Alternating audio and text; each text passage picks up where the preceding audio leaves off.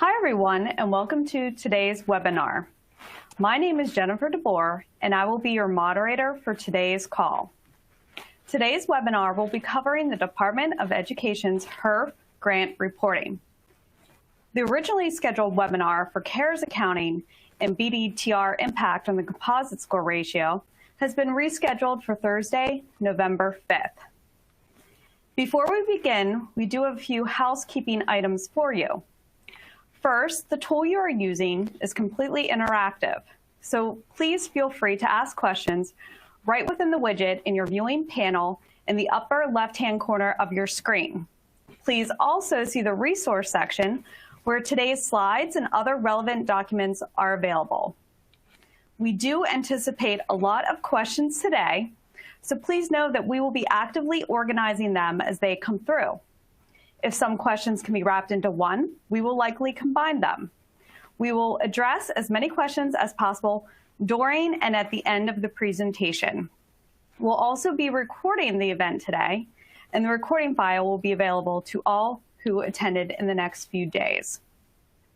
Our presenters today are Dave McClintock, the Managing Director at McClintock & Associates, and Mike Weary, a Director at McClintock & Associates. Both presenters provide consultative solutions for post-secondary institutions and have a deep, comprehensive knowledge and experience in this unique industry. Please also note that as a result of this ever-changing environment, we continually update our COVID-19 online blog, and it can be found at the respective web pages. As a part of today's presentation, we plan on covering all the W's of the department's HEERF grant reporting, and we will wrap up with a Q&A session. I will now turn it over to Dave to tell us more about the reporting, beginning with the whys. Thanks, Jen. Appreciate it. And thank you, everyone who's able to join us today and for all your efforts so far this year. We know it's been a difficult time, but we appreciate everything you do to continue to support your students throughout. We appreciate you making time today for us, and hopefully we can provide some helpful guidance as you begin or hopefully are wrapping up the preparation of reports for the HEERF institutional grants that need to be completed by next Friday. Just to start, before we get into the W's, is just a high-level overview of the HEERF institutional grants. They were included in the CARES Act and meant to provide relief to higher education to help defray some of the new and incremental costs related to the COVID-19 pandemic. They are eligible to be used to reimburse expenses that are incurred for up to 1 year from the date that the HEERF grant award notification was signed. And the expectation is that the funds will be drawn down as the eligible reimbursable expenses are identified. We've come across a few schools that drew down the full amount of these funding and just wanted to provide a reminder to people that you should leave the allocation within G5 and only draw it down after you have identified the expenses that are eligible to be reimbursed. Getting into the W's, the first is why, and why is this reporting so important? Obviously, this information is going to be public knowledge and posted on your website, which makes it important that it is accurate. In addition, the information is going to be reported to the Department of Education and will also be considered under audit. So it is important to ensure the expenditures are supportable and that the reporting form is as accurate as possible. And just noting the first quarterly report is due soon, grantees need to be aware of just what is required and how to report it.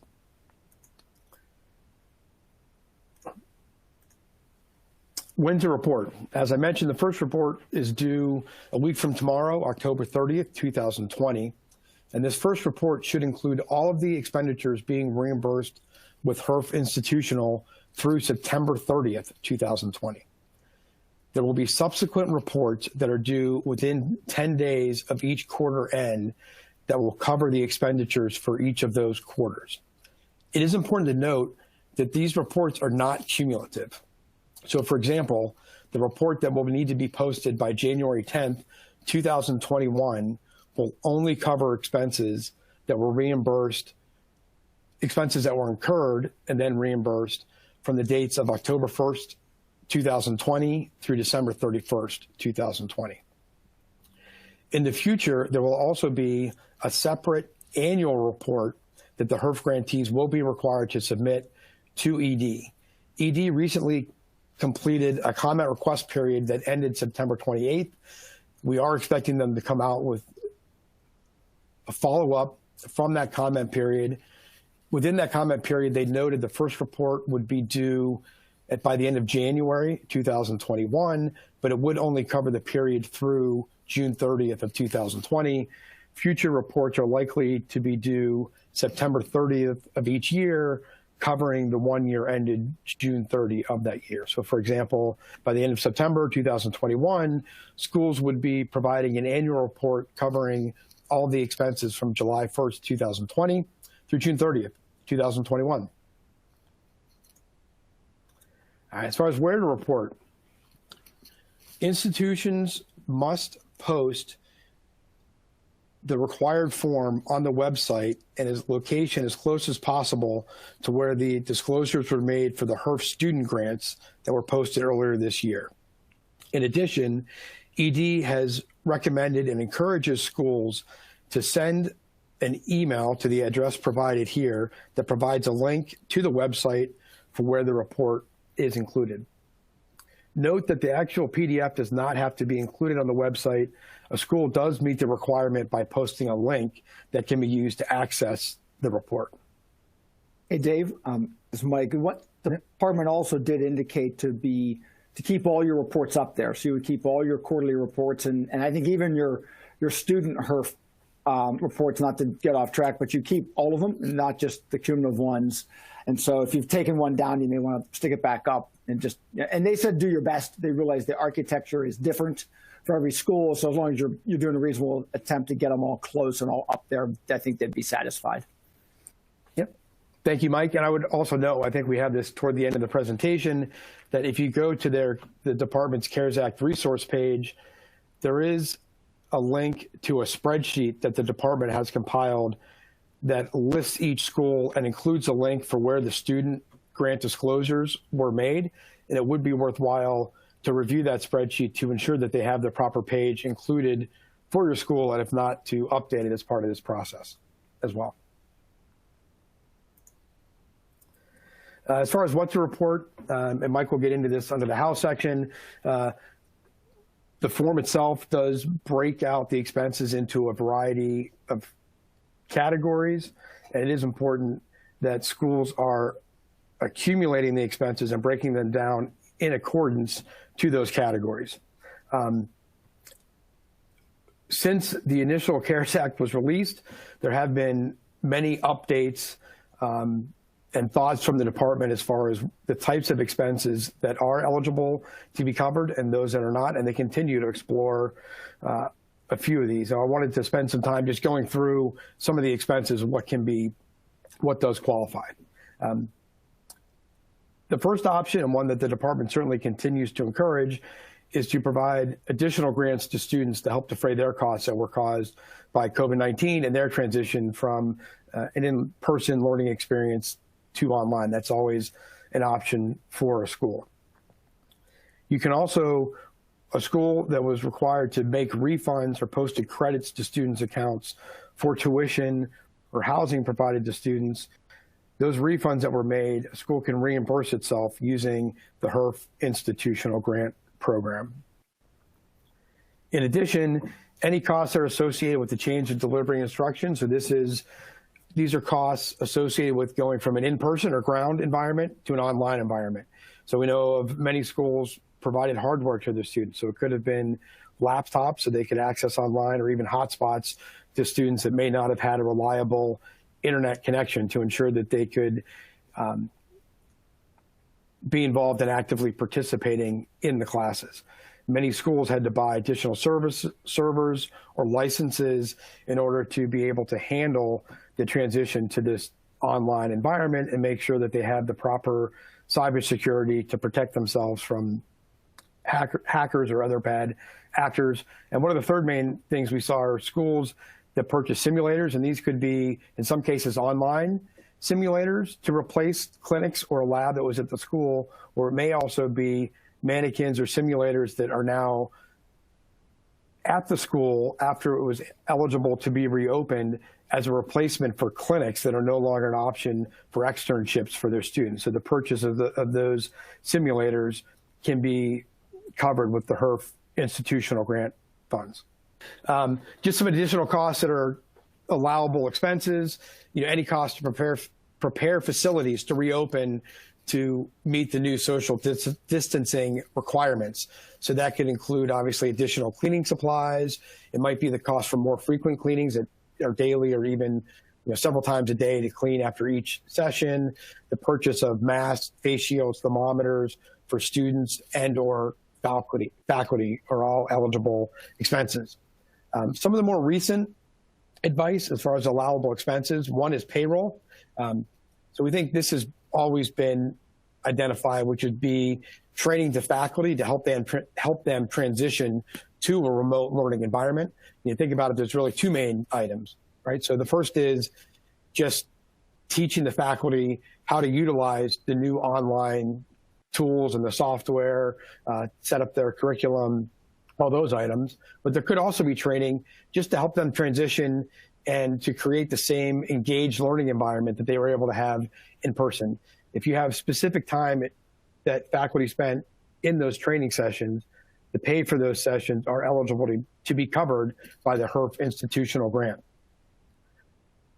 You also may have additional payroll for faculty who are teaching additional classes. So maybe you had 3 classes of 20 students intended for a term, but because of the social distancing requirement, you can now only fit 10 people in each class, where you're going to go from 3 sections to 6 sections. So those 3 additional sections are new and incremental and can be covered by the HERF institutional grant.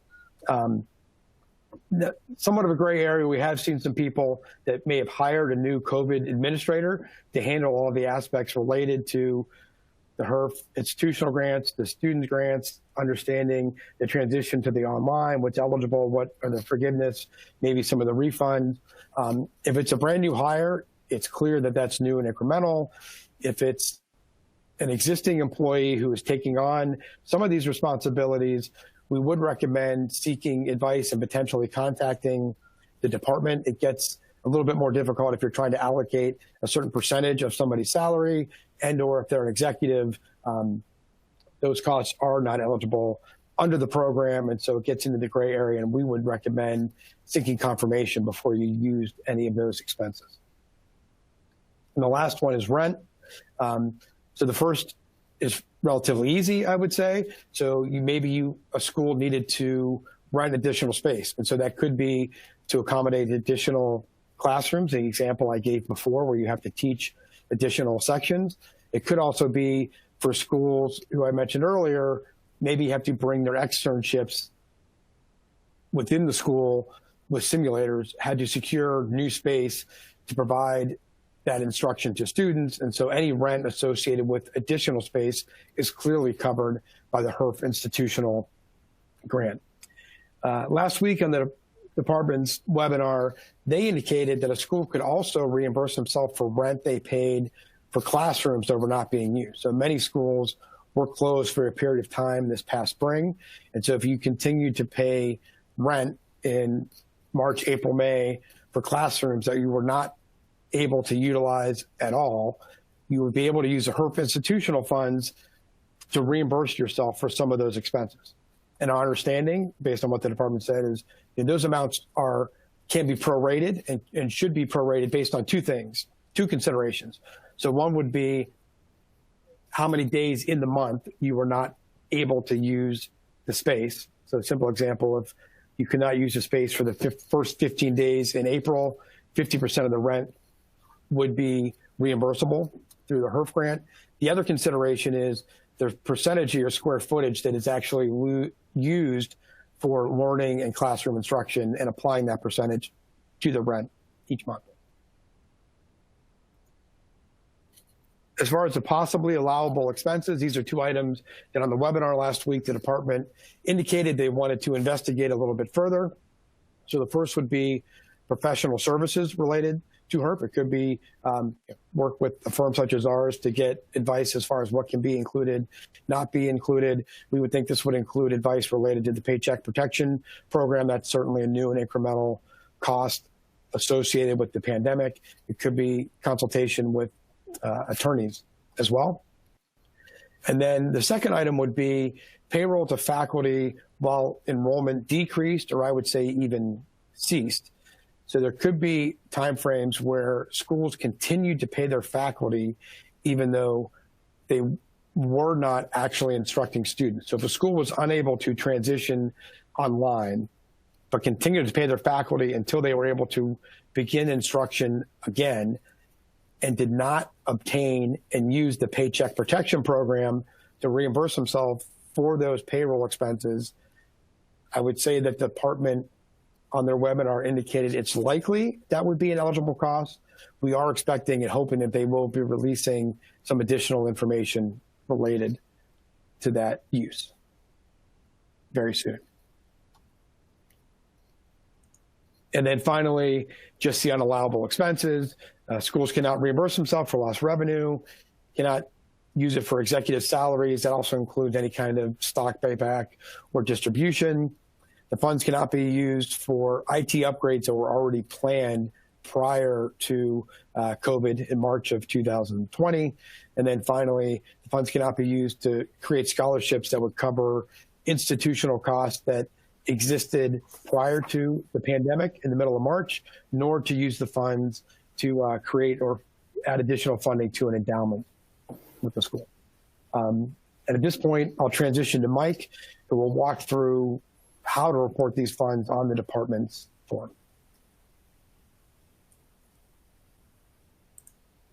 Thanks, Dave, for kind of getting us through the beginning of all the W's. I get to do the how, and thanks everyone for taking the time to join us today.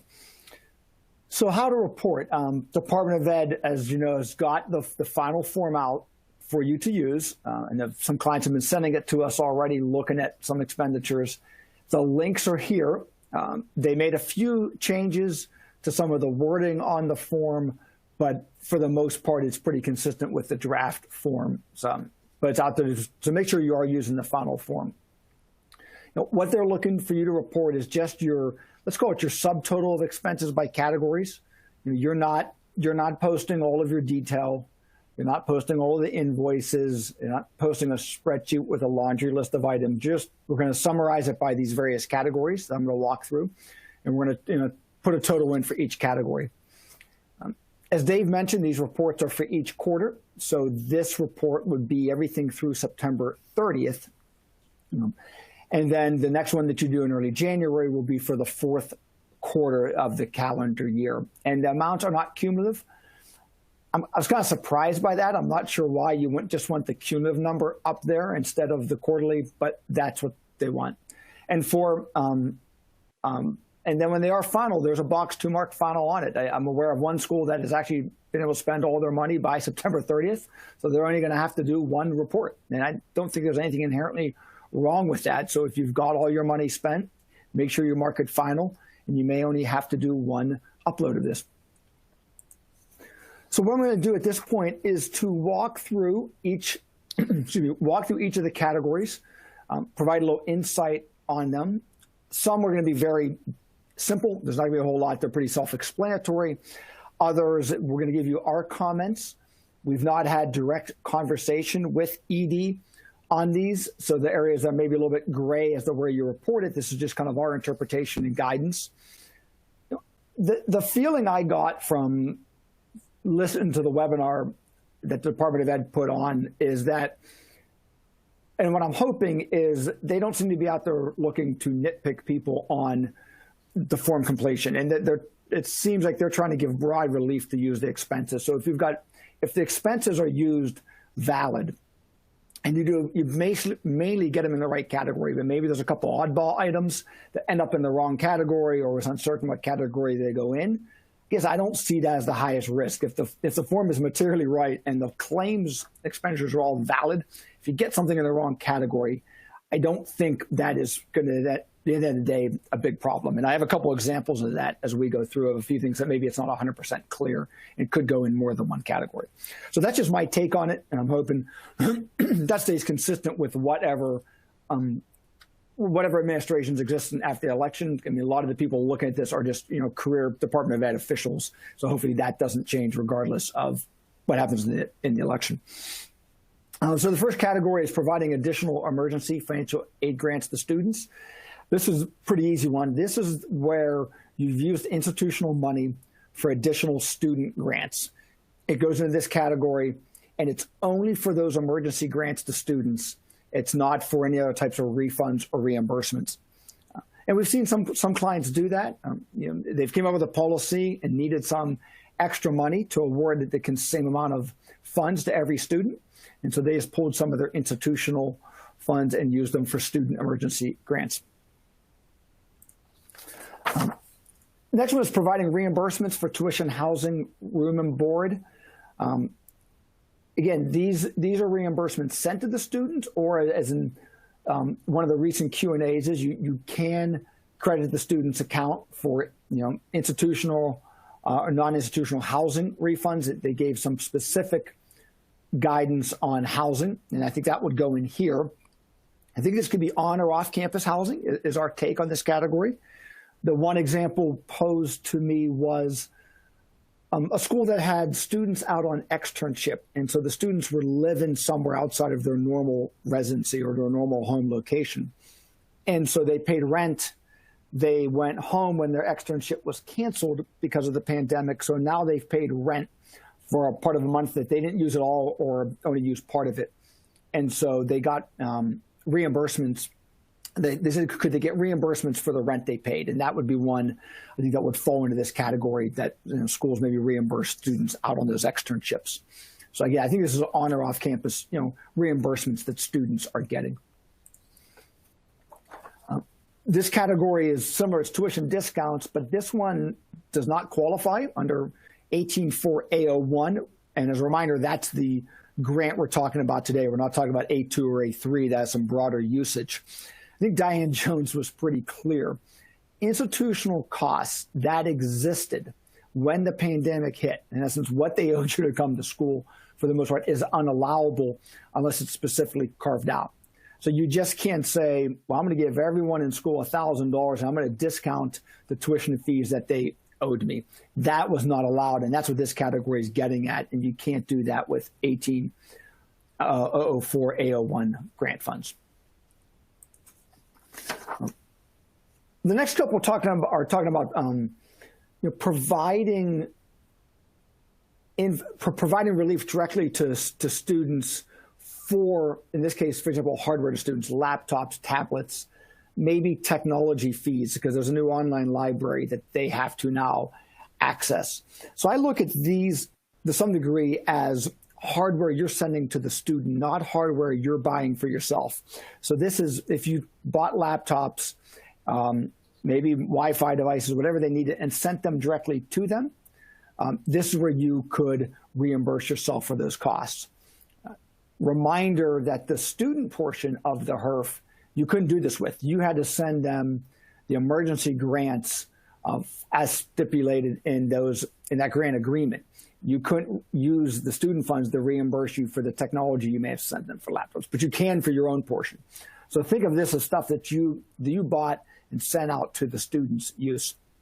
Or possibly this could be a new fee to say, hey, here's my online library fee, and it's $100 a term. That you could cover, because if that online library didn't exist before the pandemic, it's something you now have to have.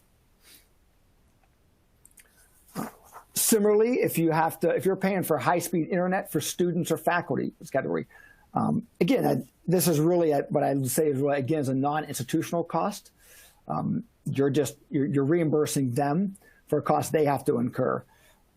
You're not going to, and part of the reason is you're not going to go out and ask for every student to send you their Wi-Fi bill on a monthly basis and pay that on their behalf. It's just just easier to say, hey, here's the cost you now have to incur to expand your broadband. And also to faculty as well. Your faculty that are teaching at home may have had to increase bandwidth, increase maybe some security devices they needed. in their house. And so these are the type of costs that you're paying to them, and you can claim under the HEERF grant. This is one of the ones I think you have to think about, the emergency relief period. They've talked about using the funds in 1 year.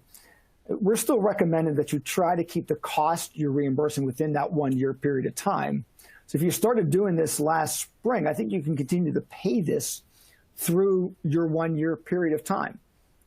Again, for ease of it, I don't think you want to write one check to a student or faculty for the entire period of time, but you maybe can do it a little less than monthly, that you can advance them a quarter's worth of 3 months worth of reimbursement at one shot, just to save some administrative.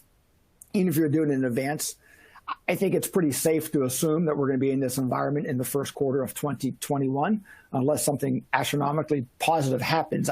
We don't see anything changing. So you're pretty safe covering costs, into the spring of 2021.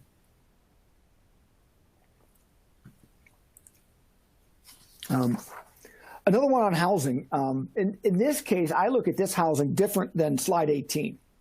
I look at this slide mainly as housing costs that you're now incurring. The exception would be the reimbursement of travel expenses that students had to go home, which is lumped in here.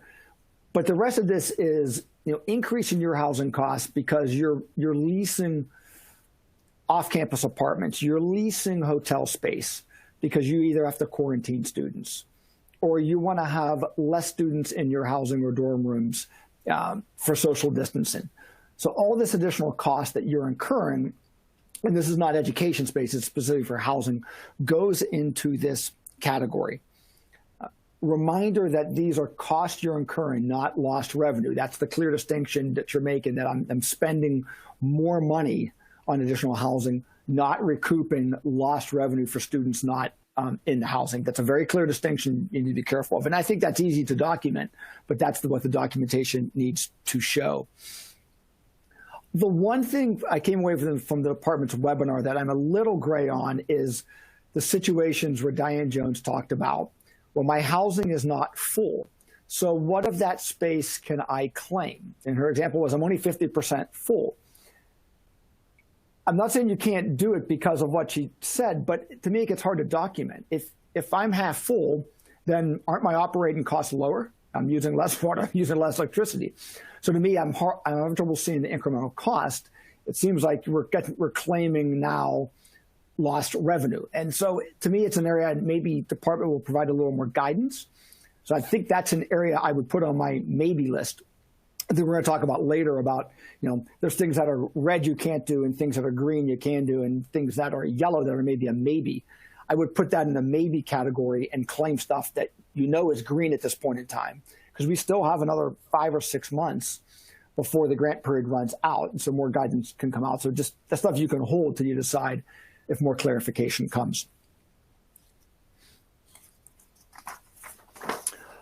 Subsidizing food service. This is a pretty unique one for people that have food service and cafeterias. I think all costs go in here. It looks like payroll goes in here. That could be new payroll for your dining hall. Maybe you're delivering meals to students. You need more people to do it socially distanced to be safer. Maybe your dining halls are open longer to have less people in them. There was a Q&A specifically on housing and dining hall employees that basically you paid them while those facilities were closed. That was a specific carve-out the department allowed. To me, I think the payroll for the dining hall people go in here. It doesn't say what about the payroll for the people involved in your housing. Maybe that goes in other costs, or maybe it goes in the previous slide. That's an example of one I think is not 100% clear, but I think if you get it in a category, I think it's, I don't think it's a huge issue which category you get it in. Any new equipment, I've heard people saying they've had to buy some new equipment, again, for social distancing, for expanded hours in dining hall. So anything related to, I think, your food service operations goes into this category. And again, for many of our clients, I think this is going to be a fairly limited item.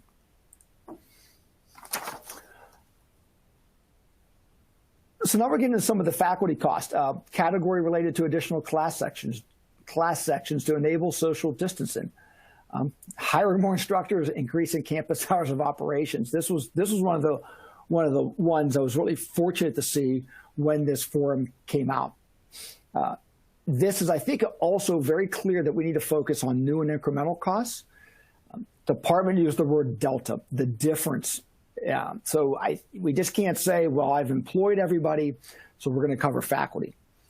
They've clearly said overtime, I think, counts in here. You've hired new faculty. Maybe your adjunct faculty get paid by the class load and they're carrying more classes. Paid time off. If you have to buy out PTO because you're going to need your instructors later in the year because of social distancing, that qualifies. What you clearly want to do, though, is be certain that you have a baseline of what your normal costs are. What's your normal overtime and what's the delta above that? Who's the new faculty? If my adjunct are paid on 4 classes and they're now teaching 6, we've got expanded hours, we're claiming the 2 classes. So to me, this is one of the areas, the baseline cost is very important so you can validate what you're claiming above that. As Dave mentioned, if you were closed and didn't furlough faculty, the PPP loan didn't cover them, that's still a question mark. I'm hoping the department comes back and answers positively on that, because that certainly seems to be why the HEERF grant was around for. But I think I would not claim that yet till we get guidance. I'd put that on my yellow list at this point in time. Campus safety and operations, this has been a pretty clear one for a while. They just, I think, put that down in writing to make everyone safe. Personal protective equipment. Again, you want to focus on things that are new and incremental. So, new costs to clean, things you didn't buy before, protective barriers, face shield, masks. If you're a nursing school and you've had masks and gowns, I think you want to claim only what's incremental above that. If your facilities were cleaned twice a week and now you're cleaning them 4 times, it's the 2 additional that you want to claim. If cleaning supplies cost you $20,000 and you're now spending $50,000, it's the $30,000. So again, I think baseline is very important. One way I've seen schools approach this is start with things that are just new. Let's add all the things that are new, and if I don't even need to claim the things that are incremental, then don't even get into it. We'll just start with all the new costs, because that may help. That may get you a long way. So, one of the things they said in the guidance was being certain of permanent changes, non-permanent changes for social distancing. I'm not an expert in 2 CFR 200, but the department did reiterate those rules are applicable. But from my knowledge of them, I think this is a good example is in this area.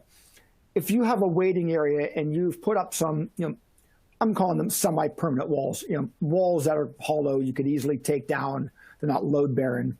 But you've put them up and you may intend to leave them up permanently to create some social distance, to expand the space a little bit, maybe to change the entryway that you don't walk in right in front of other people. I think that is fine. To me, that seems to be the intent. And while you may leave the space to change this permanently, that seems to be fine because the department said you need to tie it to the safety of the students and the faculty, and the employees. I think the difference is if you do this massive upgrade of your reception area and spend excessive amounts of money, that could be treated as an abuse under CFR 200. It's not wrong, but that's where department, and I'd say the government looks at funds being abused. You went above and beyond what you had to do. And so I think that's the bright line test you want to keep in mind when you're thinking about those regulations. Was everything I did just for safety, or am I skirting the line and kind of taking advantage of taxpayer money and getting some big upgrades that we wouldn't have done? That's what you need to think through. Purchasing, leasing, or renting of additional instructional equipment. Dave alluded to that. We look at this category as your educational classroom equipment. All the things, again, what's the incremental cost of things you're buying that are above and beyond the cost you spent before? You've always had to buy computers and tools and skeletons and mannequins, and maybe they were shared, but now you've got to buy more of them. This is for hard assets that you're buying that are above and beyond what you would have. That doesn't, and in our mind, that doesn't mean you have to stop using them after the pandemic's over. Now that you've got more of them, they're not saying that, but you need more at the moment. So what you're buying above that normal baseline are things that you can claim. especially if you're extending hours or adding additional classroom space as well, you may need more equipment for those new classrooms. Just another way of getting to that social distancing component. Lost revenue due to enrollment. I think Diane Jones was pretty clear.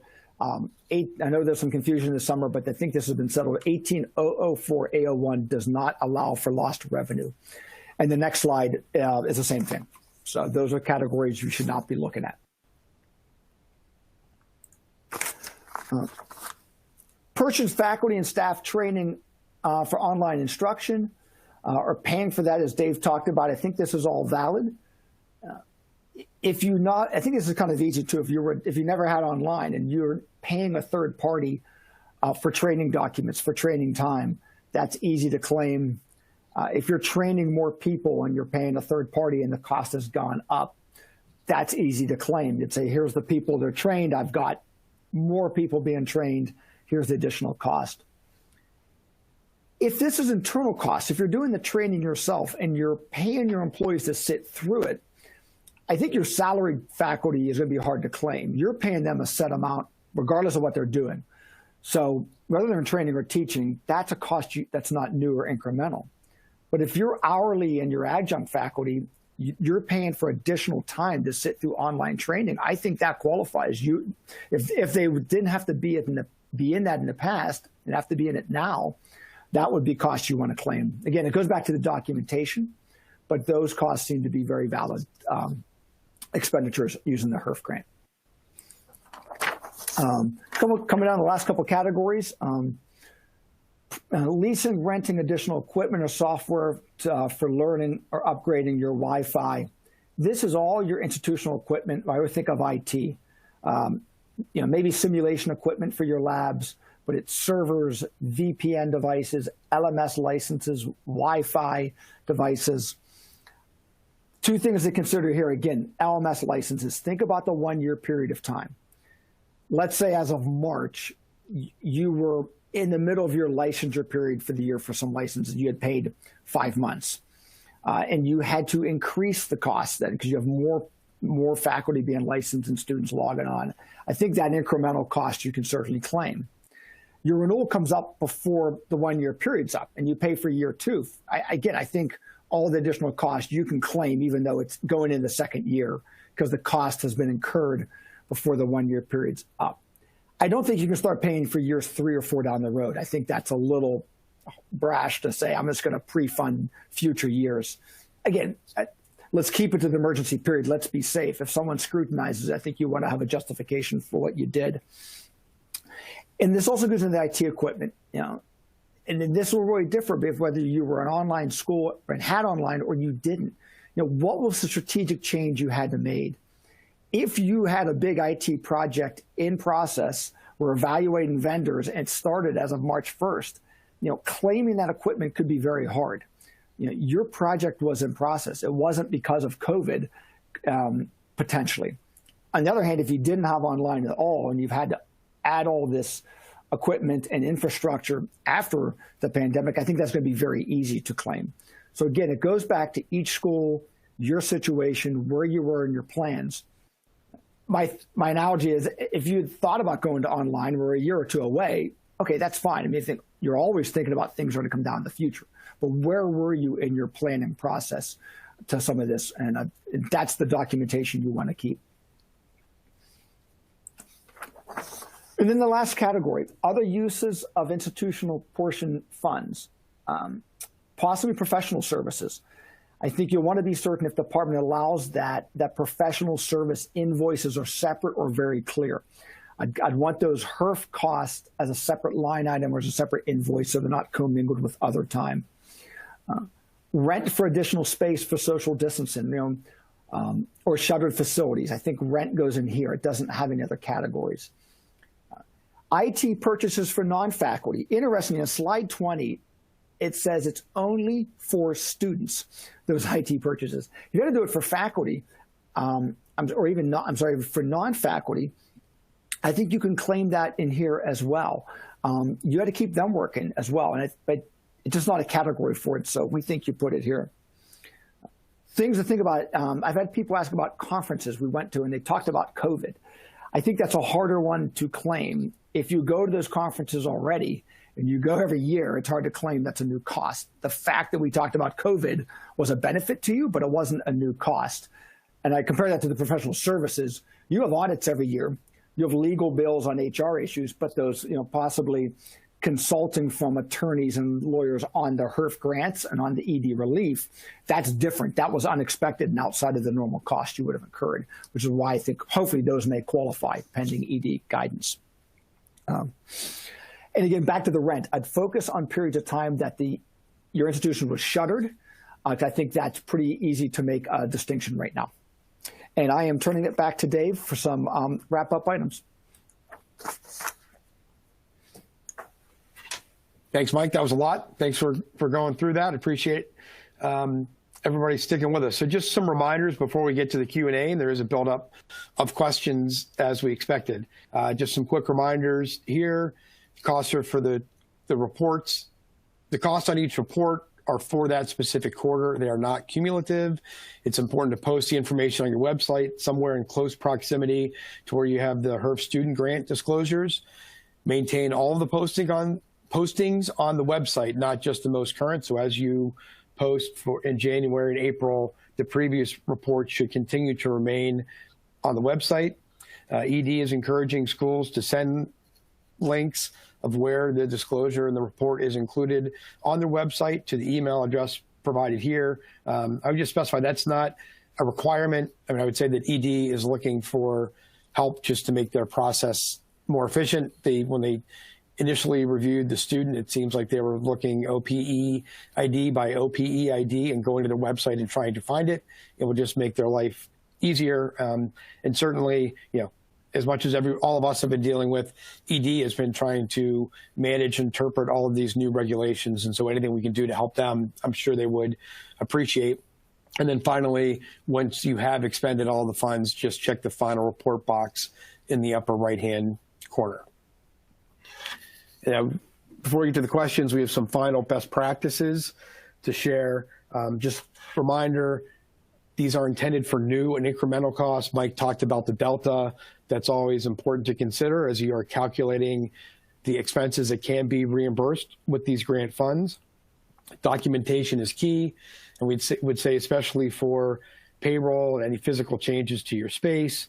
There are procurement regulations that do cover these grants. Reminder to ensure if you are using the HERF institutional grant to cover payroll or rent expenses, to be certain that you did not also claim these expenses as being reimbursed with a PPP loan. And then finally, these last two boxes are tied together. And it's a little bit dangerous because we're going to be offering some advice that we think is realistic. It's not exactly in line with what the department shared on their webinar last Tuesday. They were asked as far as, do the expenses need to be included on the report for each quarter when they occurred? And certainly we would agree in an ideal situation that is how it should occur. However, I don't know the exact date.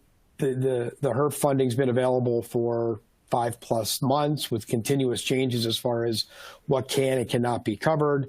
There's a large amount of expenses. We know from dealing with our clients and other people that have reached out, there's some pretty extensive spreadsheets outlining potential costs and trying to prioritize them. With all of that in mind, it might not be possible to reach a final decision for everything prior to the initial reporting deadline of next Friday. Our recommendation is to rank the expenses that you think might be eligible to be covered. And the simple system is something Mike touched on before. So, simple green, yellow, red category. So anything green would be expenses that very clearly qualify to be reimbursed by this HERF institutional grant. So the hardware for the transition to online, if you're running new space, buying simulators, any of those items, that would be green. Maybe you have some items in yellow that could be, if you run an additional space, you still have to figure out and try to calculate how much of it could or should be eligible. Maybe there's some items they talked about, professional services and or payments to faculty who were not teaching for a period of time. The department is expecting to provide additional guidance. Now, obviously, these are expenses that have been incurred prior to October 30th of 2020. Our recommendation would be, if you don't have a final determination by next Friday, do not include those on the report. In the fourth quarter, if it becomes more clear that these items do qualify, then we would recommend including those expenses in the fourth quarter report. So it would almost be you're including expenses as you are determining that they are eligible to be reimbursed. So Mike, if you have anything to add about that, yeah.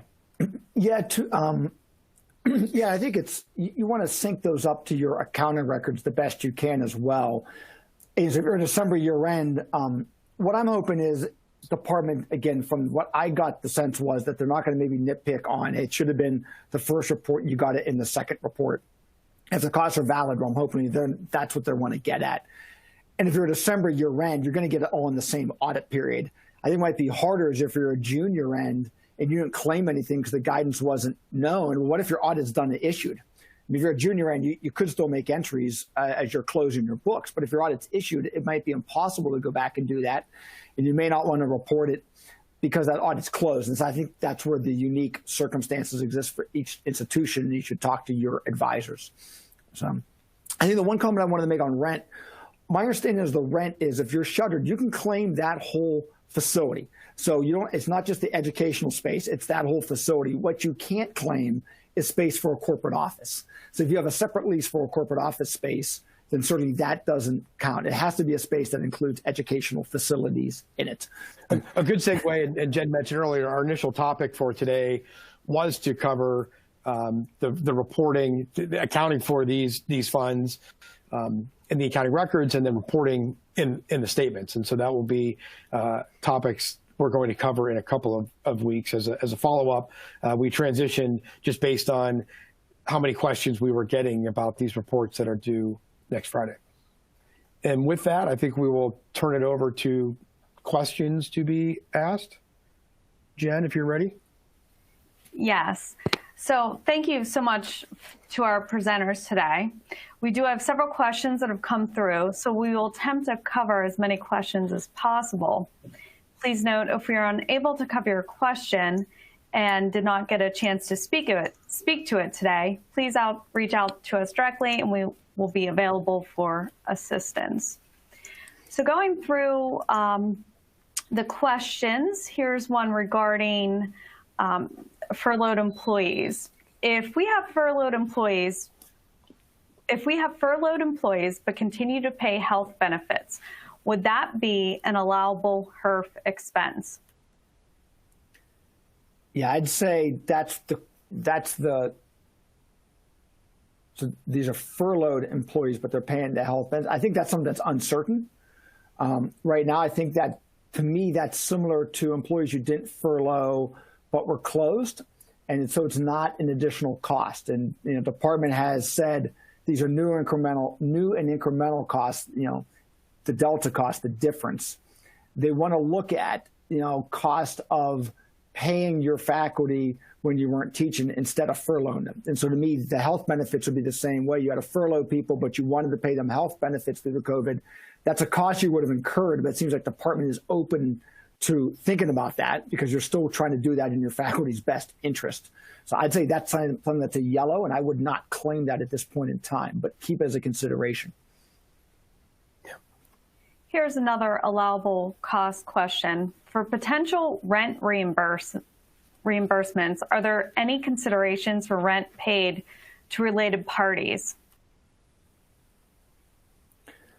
I assume the question would be, are there exclusions about using it for rent that is paid to a related party? And there has not been anything communicated to indicate that to this point. So it is rent expense. I would say, obviously, that comes with a caveat of making sure that it is the same rent that was in place prior to the pandemic, and there hasn't been fluctuation in the rent expense since the pandemic. And And this came up on the PAPSA webinar on Friday as well. And one of the things we said was, obviously as a related party, you can control that to some degree. So if look at the landlord entity, I think it doesn't hurt to look at the economic viability of it. If you have an easy way just to waive rent, because unrelated landlords have done that, they've given rent abatement. And so if you could just give a rent abatement because your landlord entity could afford to do that, that may be a safer way to do it, instead, because it could be perceived just as a way you're just trying to pull money out of the school. If that landlord entity has a mortgage and you need that cash to pay mortgage, then I think it's significantly more supportable, because you're saying, listen, I owe the bank, I can't cut my rent payment. And so that's pretty easy. So it doesn't hurt to look at the situation to say, if I just waived rent for the school for a couple months too, would that be a better way to do it? Because I do think this is something that could be scrutinized at some point in time. So I think you just want to be safe before you go down that route. Continuing on the path of allowable costs, are banking costs allowable for the new account setup to handle HERF student funds? So the cost of checks and or bank fees? Yeah, I've seen a few people claim it. It's been pretty small dollar amounts at the end of the day. So I wouldn't put that top of my list, but it seems to me the HERF grant could be used for that, because all the HERF student grants you're doing are certainly new and incremental costs occurring. Another question on costs.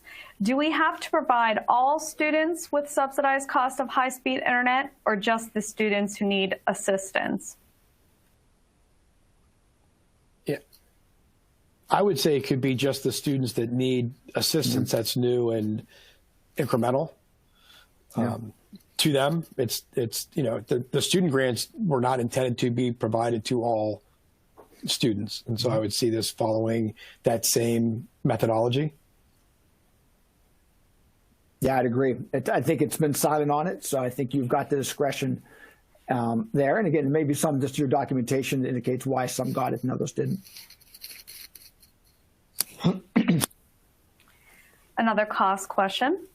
Our instructors were not bought new computers. They used their own, but they needed Microsoft Office software. Can we reimburse them with the HERF funds for this?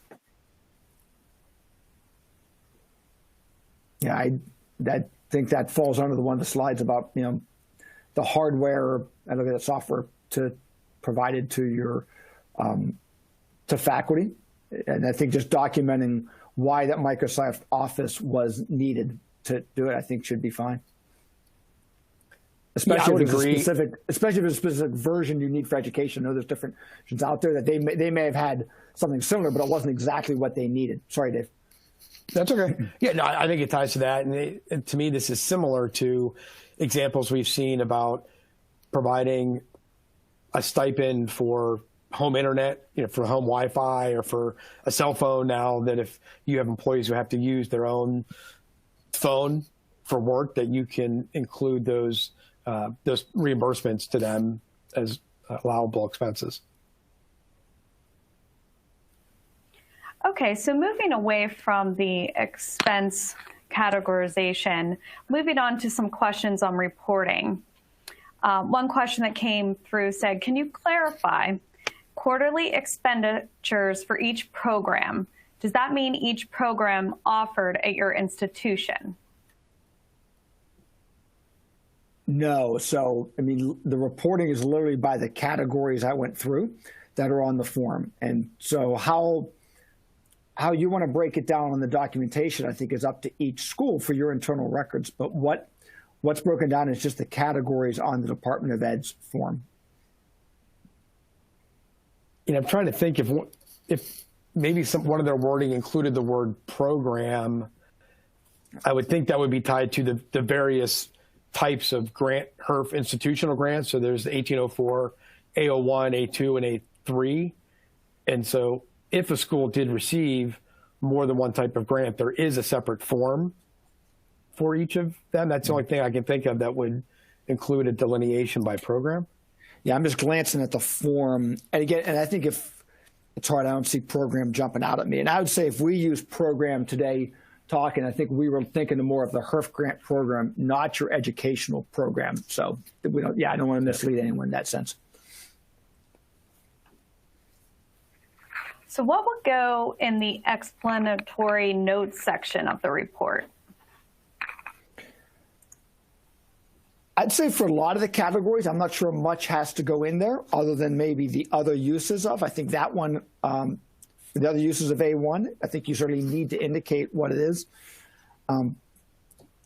If you wanted, I mean, some of them are pretty examples. For example, the first one, additional emergency financial aid grants, I don't think you really need to put much in there of it because you already have the dollar amount. So unless there's some explanatory note, you think the reader be beneficial for them to know.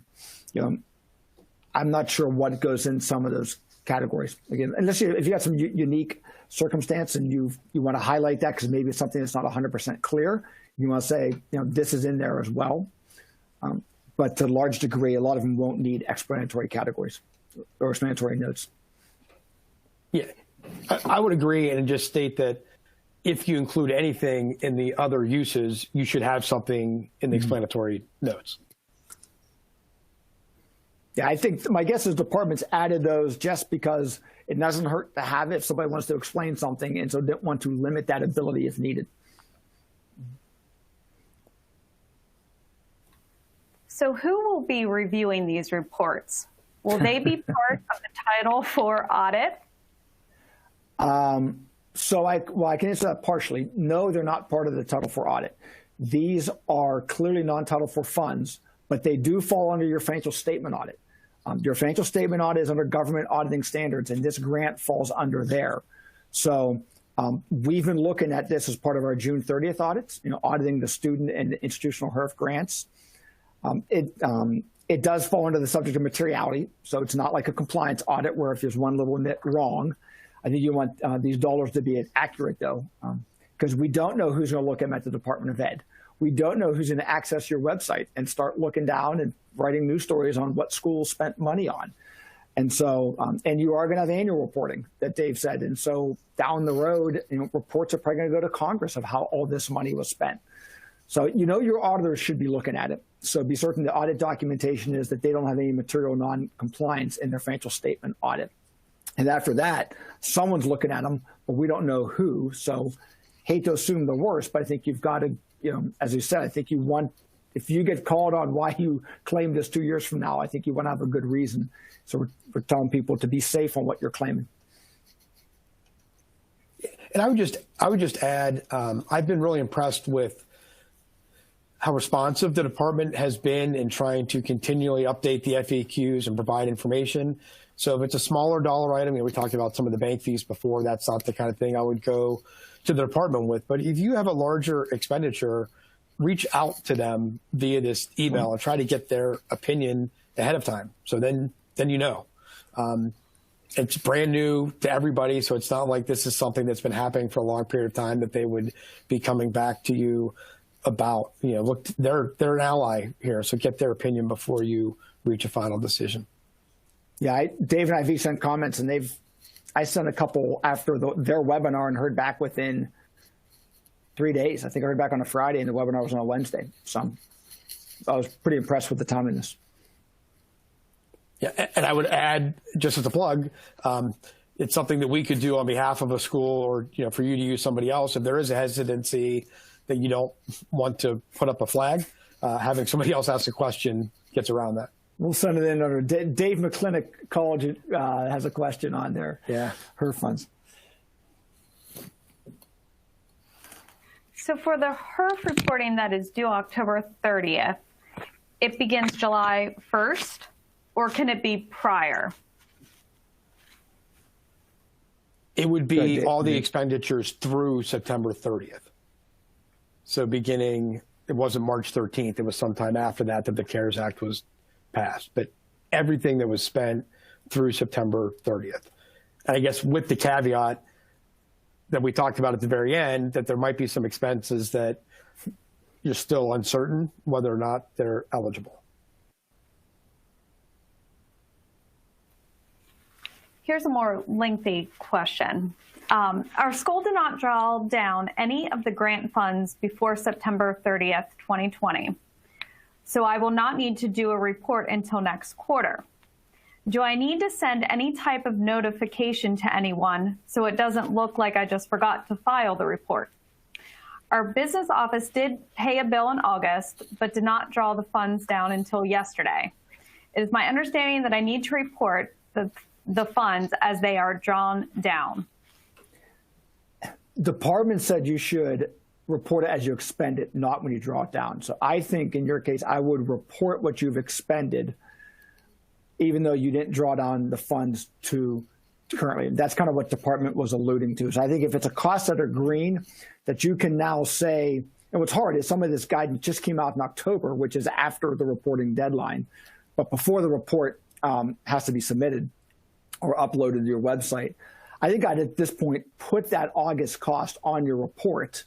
I don't think I don't get the sense department is going to be sitting there saying who drew it down and what's on your report. I mean, I think they understand accounting and that drawdowns don't always occur at the same time, especially when this guidance wasn't prevalent all throughout the summer. So I don't get the expectation they're going to start tying G5 drawdowns to these reports because it's going to be impossible in many cases to do that. I mean, they can eventually, in the sense point, maybe as we get a few more months down the road, it will become much closer. Here's my expenditures, here's what my drawdown. But there's been too much disconnect in this first 6-month period of time. Yeah, and I would add this could be something worthwhile reaching out to the department. So one solution would be, okay, you post a report that has that expense on it. It could be posting something on that same page that the school has not utilized any of the HERF institutional fund and include it in with the next report. I would think that the department would turn around pretty quickly guidance of how they would recommend proceeding with that. Could also be something I hadn't thought about, but goes in the explanatory notes. You can say we've expended it, but we haven't drawn down, or drawdown's October. Then you're providing clear information that, hey, we did it. I mean, drawing down federal money after you've expended is not really a huge risk. You have to do it within the grant period, but that's not something that gets you in trouble. So, it's not uncommon.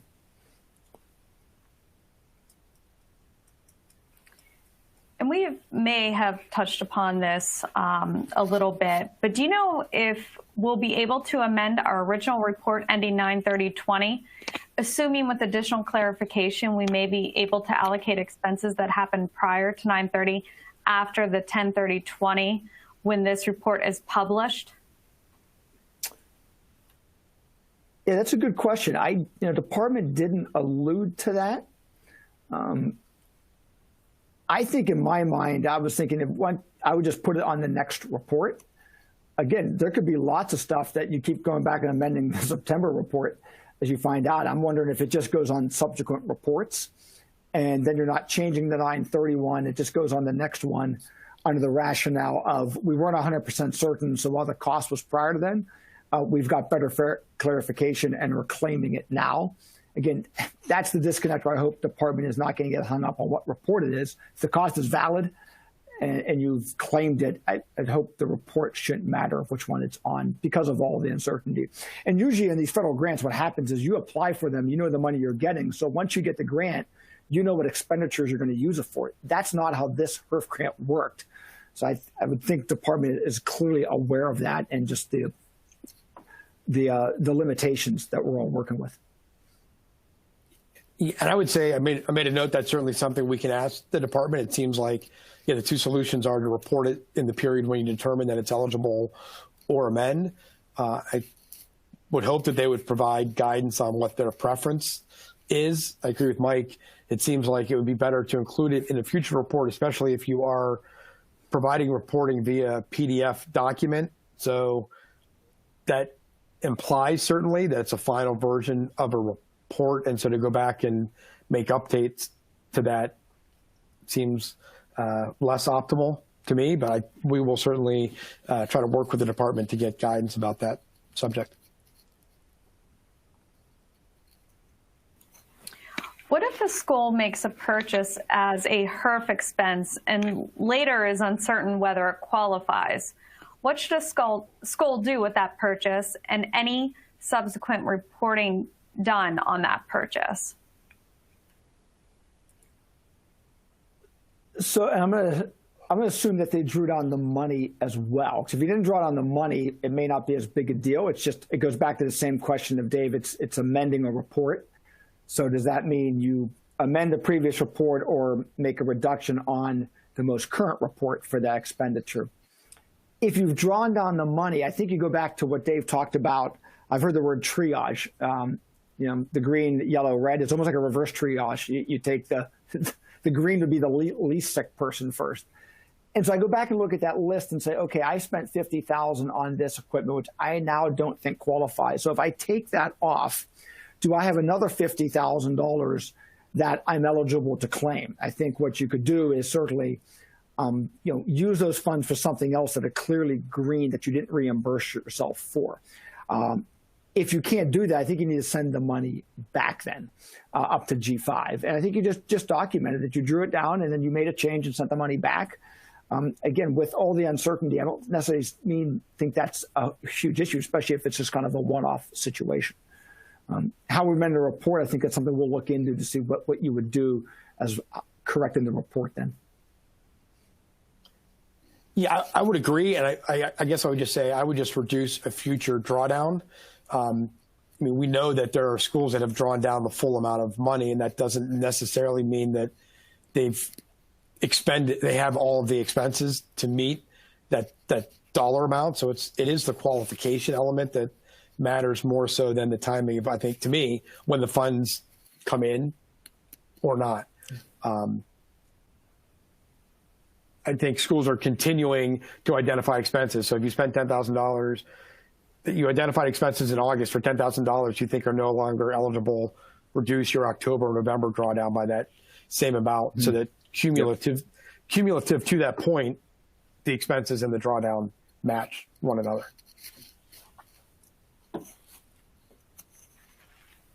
So I believe we covered most of the reporting questions. A few more came in regarding allowable expenses, and we do have some time left. So I'm going to switch back to allowable expenses.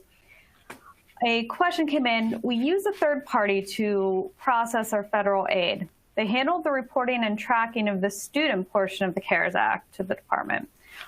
Would these extra charges be allowable? Yeah, I think that goes into the professional services that we're feeling pretty confident on. I'd like this department to get some clarity. The analogy that we've talked with others about is the guidance they issued it said August, but it was September 1st, on contracted services. That if you have contracted services that you could not get completed because of COVID and you can't get a reimbursement, then you could use HERF to cover costs that service wasn't provided. This is kind of the flip side of that. And they didn't address it specifically, but I can analogize that it's the same thing. I'm now incurring professional services costs I would not have incurred because of COVID. So it seems to me that I should be able to reimburse and use the HERF funds for it. So again, I'd put that in my items that are yellow with maybe your accounting consultation or your legal bills at the moment. But to me, it seems like another cost that's clearly new and incremental that's related to the virus. And I think, and we got the sense department was going to come back and provide some guidance on that. But I'm feeling pretty good they're going to allow that. Yeah, I would agree. So regarding the rent, if the institution's administrative team is still working from the facility, but the classrooms are no longer being utilized, what part of this can be claimed? I would say maybe this claim has a green component and a yellow component. The classroom space is clearly green. The administrative component, I would say, is yellow. Yeah. Yeah, I would agree. And I think that's different from when you've got the whole facility shuttered. If it's shuttered and no one's in it, I think you can claim the whole space. I mean, if assuming it's not a corporate office only, it's, but now that you've got part of the people going and using it, I think to a large degree, though, the facility part can be carved out, and that just goes back to your square footage and just documenting that. But the administrative part may be harder to be claimed because you are getting the benefit from that. I mean, I think if it's, I had someone ask me if it was a school that was closed, and I think one person went in, one of the owners, and nobody else was. That to me is not getting used. That's one owner and going in. and everybody else was gone. But if you got a whole administrative team going in, that's different. The space is being used then. So I would just carve that out. We follow CDC guidelines for exposure and require our employees to quarantine for 14 days for direct exposure. For example, an instructor's wife tested positive, the instructor cannot come to the campus for 14 days and cannot work from home. California requires us to pay them 10 days during the quarantine period. Can we use HERF institutional funds for this expense? It seems to me that's the answer we're waiting to get from the department. Now, I would say there's a separate program, I think was underneath the CARES Act, the FFCRA, the Family First Corona Response Act. And I don't remember the timing of how long that existed. I think it's still in place, but an employer can get reimbursement through their portion of payroll taxes to cover, continue to pay employees who are not able to work because of the impact of COVID, which a family member being sick is one of the possible criteria. And there was a question that's now on Department of Ed's roll-up document, which I would have to read through again. It was question 48, talking about salary, and you didn't get the PPP loan. I think you want to go back and look at question 48 as well to see if it fits. I don't think it does. I think it's still an area the department's looking at, but could be a possibility. I believe we have time for one more question. We had to convert an existing lecture classroom into a lab for nursing clinical instruction due to required distancing. This included flooring, sinks, dividers, and curtains. Is this allowable? Yeah, I think so. It's certainly a cost you would not have incurred. So obviously, rental space on that's not, because obviously you're using it, but the cost to convert it to me seemed to be appropriate because those are costs you wouldn't have incurred. And some of those don't even seem to be non-permanent. It falls under some of the equipment you need and some of the, call it maybe non-permanent/permanent changes like the flooring. But to me, that stuff that's all makes sense. Yeah, I'd say that to me, that definitely qualifies. Okay, we've reached the end of the webinar. Thank you so much for joining us today. As I mentioned earlier, we'll be sharing a recording of today's session so you can re-listen at any point. Everything on your screen today will also be available in the recording. Also, please be on the lookout for an invitation next week for the November 5th CARES Accounting and BDTR Composite Score Changes webinar. Thank you again for your participation, and we wish you a healthy and safe path ahead.